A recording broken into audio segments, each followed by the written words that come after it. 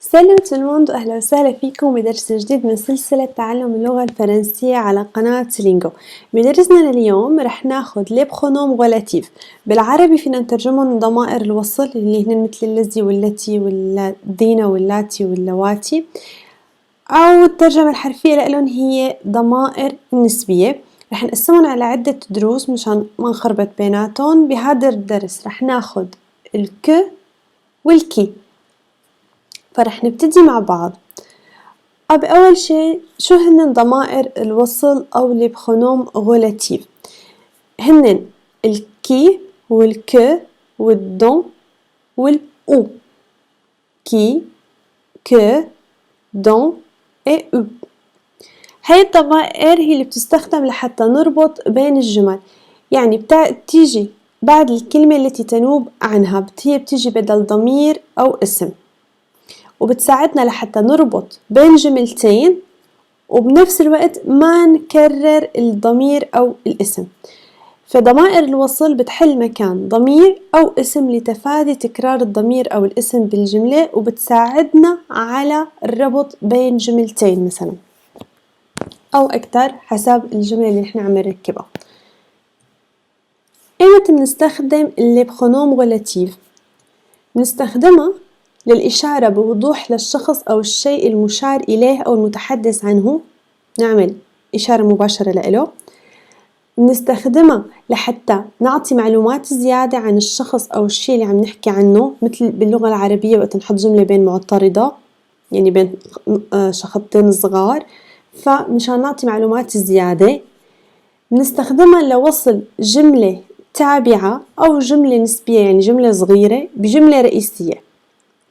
وكمان بنستخدم اللي برونوم غولاتيف لاستبدال الفاعل أو المفعول به المباشر أو المفعول به غير المباشر أو حرف الجر. هدول رح ناخدهم بالتفصيل بالدروس القادمة، رح أذكركم فيهم بأول كل درس منهم. بس اليوم رح نكتفي بضمير الفاعل وضمير اللي بينوب عن المفعول به المباشر اللي هن الكي والك. رح تبدي أول شي مع ضمير الفاعل كي. الكي بينوب هذا الضمير عن الضمير أو الاسم الذي يقوم بدور الفاعل، يعني دائما كي بتحل محل فاعل بالجملة الثانية، ودائما بيجي بعده فعل، بما إنه الكي أخذت مكان الفاعل سوجي، فدائما بيجي وراها فعل verb. معناتها إذا بدنا بالعربي هو من أو الذي أو ذلك حسب معنى الجملة. فينا نستخدمها للأشياء والأشخاص، يعني للعاقل وغير العاقل. الكي المهم يكون فاعل سوجي، وبيستخدم نستخدم كي بعد حروف الجر اللي هن البور، دو و أ. هناخدن اليوم مثال بسيط عليهم. وقت يكون مسبوق بحرف الجر ما بينوب إلا عن الأشخاص، يعني هي الحالة الوحيدة اللي كي بتنوب عن الأشخاص وما فينا نستخدمها للأشياء، يعني بس للعاقل، ما فينا نستخدمها لغير العاقل. مع حروف الجر دائما للأشخاص. هناخد أمثلة عليهم. الجملة العادية مثلا ma sœur a 22 ans. Ma sœur est à l'université. Ma sœur a 22 ans. Ma sœur est à l'université. أختي تبلغ من العمر 22 عاما. أختي في الجامعة. مثل ما ملاحظين الفاعل هي ma sœur، عدتها مرتين. لحتى أقدر أربط بين الجملتين باستخدام le pronom relatif، فاللي بنوب عن الفاعل هي كي. فشو نستخدم؟ Ma sœur qui a 22 ans est à l'université. Ma sœur qui a 22 ans est à l'université. أختي التي تبلغ من العمر 22 عاما في الجامعة. تقريبا نفس العربي. هون الكي جمعناتها التي، لأنه الكي ما في فرق بين مذكر ومؤنث جمع، ما في، فدايما بنستخدم كي لتنوب عن الفاعل. Ma sœur qui a 22 ans est à l'université. وصلنا الجملتين وما عدنا الفاعل مرتين باستخدام كي. مثال تاني: Marie et Pierre habitant à Lyon. Marie et Pierre se sont mariés en 2018. Marie et Pierre habitant à Lyon. Marie et Pierre se sont mariés en 2018.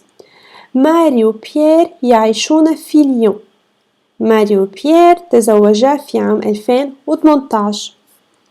كيف فينا نستخدم ضمير وصل أو ضمير نسبي بخونوم relatif لحتى نركب هاي الجملة؟ فبتصير Marie et Pierre qui habitent à Lyon se sont mariés en 2018.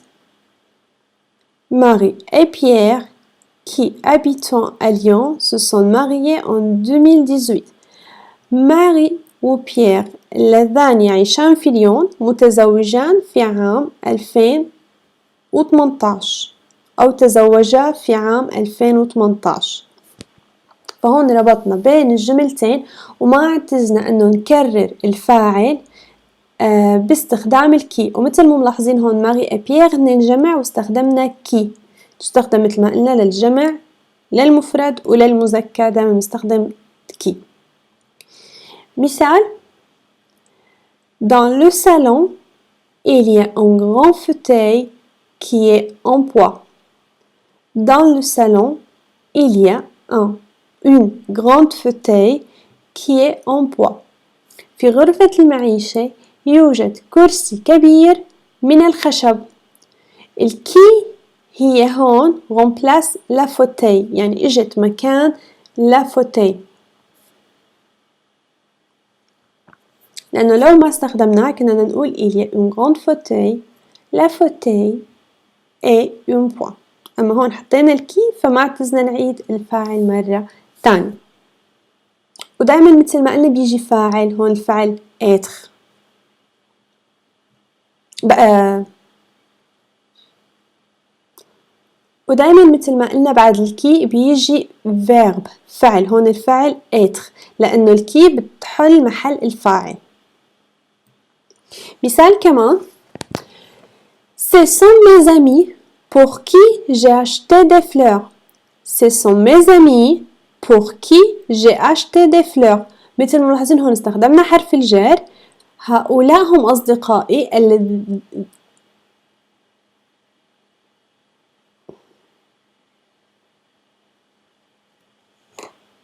Ce sont mes amis pour qui j'ai acheté des fleurs.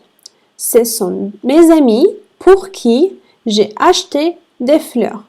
pour حرف الجر استخدمناها هون مع حرف الجر. هؤلاء هم أصدقائي الذين اشتريت. ومثل ما ملاحظين هون الكي اجت محل لافوتي اللي هي شيء غير عاقل، ففينا نستخدمها للعاقل ولغير العاقل. مثال كمان هون رح نستخدمها مع حروف الجر. Ce sont mes amis pour qui j'ai acheté des fleurs. Ce sont mes amis pour qui j'ai acheté des fleurs. هؤلاء هم أصدقائي الذين اشتريت لهم الزهور. pour qui الكي هي محل les amis. فهون مع البور قلنا بنستبدل دائما بيجي معاها بعد الكي بترتبط بأشخاص ما بترتبط بأشياء. Ce sont mes amis pour qui j'ai acheté des fleurs.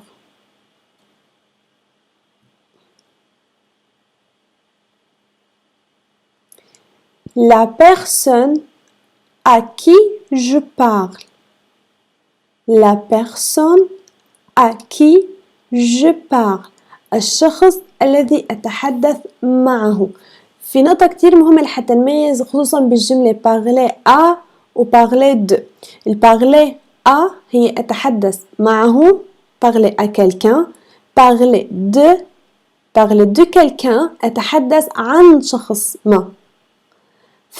la personne à qui je parle الشخص الذي أتحدث معه.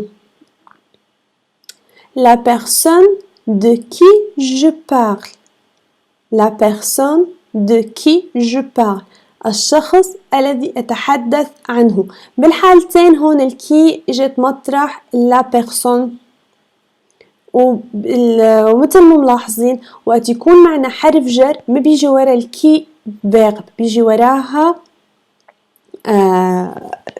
ضمير أو بيجي وراها فاعل تاني، مثل ما لاحظنا بجملة la personne à qui je parle، أكيد la personne de qui je parle وراهن ما إجانا فعل، إجانا فاعل أو ضمير.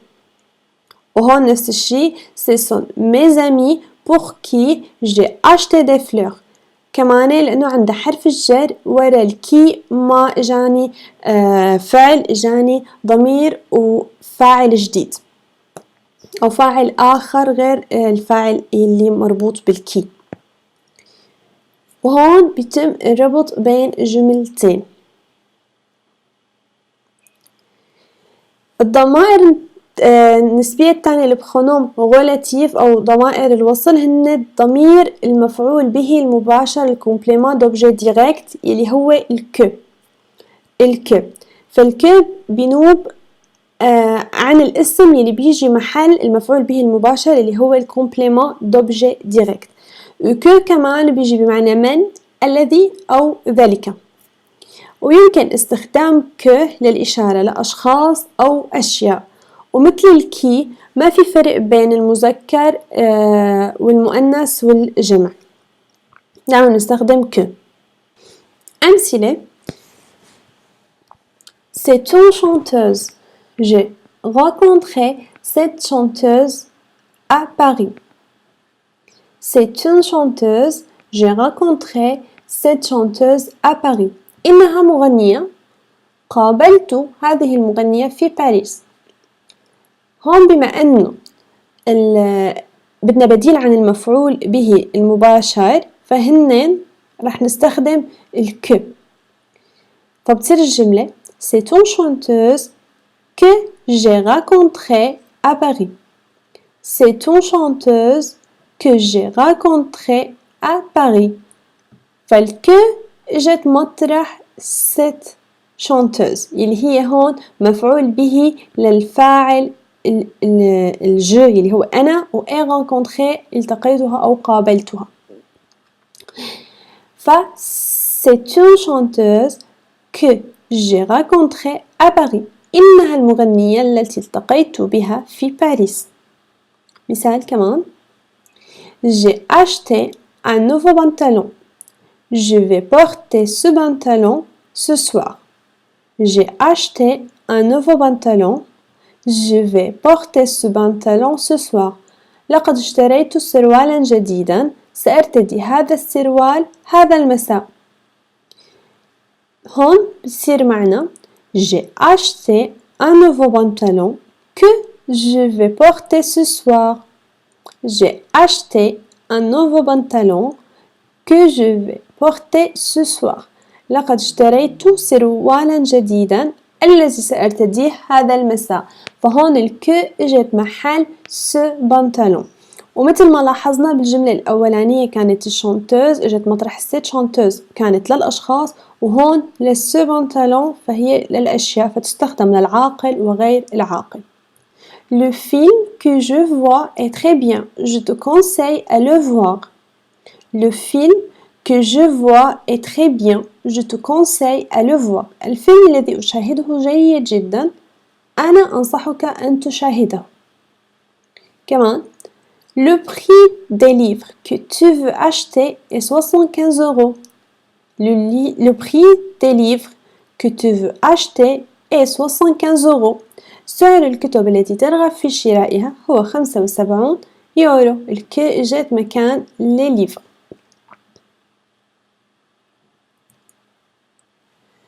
وهيك بيكون خلص درسنا لليوم. بتمنى يكون بسيط وفكرته وضحت لإلكم، والفرق بين الكي والك الحلو فيهم انه ما فيهم لخبطة مع المذكر المؤنث المفرد الاشياء والاشخاص، فما فينا نستخدمهم. الك بتنوب عن المفعول به، والكي بتنوب عن الفاعل، بس بدنا نركز هدول النقطتين وبعدين كله بصير معنا سهل. فبتشكركم على المتابعة، وإذا كان عندكم أي سؤال أو استفسار بتمنى تحطوه بالتعليقات وأنا رح جاوبكم عليه. إذا عجبكم الفيديو ما تنسوا تعملوا لايك، سبسكرايب للقناة، تفعلوا زر الجرس ليوصلوكم الفيديوهات. الجمل اللي أخذناهن اليوم رح أحطلكم الرابط تبعهم بصندوق الوصف، حتلاقوهم كلياتهم بجدول خاص فيهم على موقع سيلينجو مشان كمان تقدروا تراجعون وتدرسون. دراسة موفقة، وبنتلاقى بفيديوهات قادمة. إلى اللقاء.